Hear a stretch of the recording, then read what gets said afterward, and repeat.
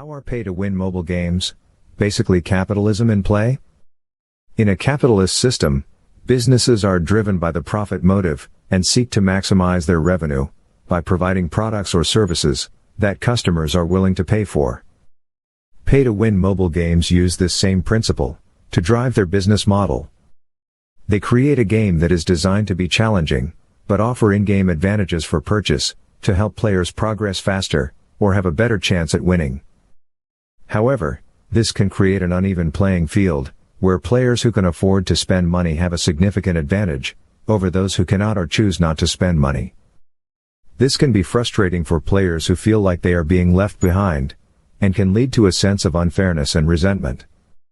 In many cases, pay-to-win mobile games rely on addictive gameplay mechanics and psychological tricks to encourage players to spend money. They may offer limited-time deals, or create a sense of urgency through timed events, to encourage players to make purchases. This can lead to a cycle of spending, where players feel like they need to continue spending money in order to keep up with other players or remain competitive. While pay-to-win mobile games can be profitable for game developers, they can also be seen as exploitative by some players. Critics argue that they create an unfair advantage for players who are willing to spend money, and can create a toxic gaming environment, where players are more focused on spending money than on enjoying the game itself. While they can be profitable for developers, they can also create an uneven playing field and a sense of unfairness among players. It is important for players to be aware of the potential risks and drawbacks of pay-to-win mobile games before choosing to participate in them. Game developers use a variety of tactics to encourage players to spend money on pay-to-win mobile games, including addictive gameplay mechanics and psychological tricks. Here are some examples. Limited time deals. Game developers may offer limited time deals, such as a discount on in-game items, or a special event that offers exclusive rewards. These deals create a sense of urgency among players, encouraging them to make purchases before the deal expires. Random rewards. Some pay-to-win mobile games offer randomized rewards, such as loot boxes or gacha systems. Players are encouraged to spend money to increase their chances of getting a rare or desirable reward, creating a sense of excitement and anticipation. In-game currency. Many pay-to-win mobile games use a virtual currency that players can earn or purchase with real money.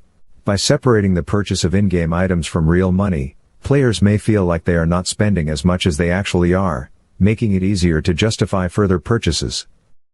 Progression walls. Pay-to-win mobile games may use progression walls, where players hit a difficult obstacle that cannot be overcome without spending money on in-game items. This can create a sense of frustration and helplessness, encouraging players to spend money to overcome the obstacle. Social pressure. Some pay-to-win mobile games encourage players to compete with each other, creating a sense of social pressure to spend money in order to remain competitive. This can lead to a cycle of spending, where players feel like they need to continue spending money to keep up with other players. Reward schedules. Pay-to-win mobile games may use reward schedules, where players are rewarded at irregular intervals, to create a sense of unpredictability and anticipation. This can lead to addictive behavior, where players keep playing in the hopes of receiving a reward. Above just a few examples of the tactics that game developers may use to encourage players to spend money on pay-to-win mobile games. While these tactics can be effective at driving revenue, they can also create a sense of exploitation among players.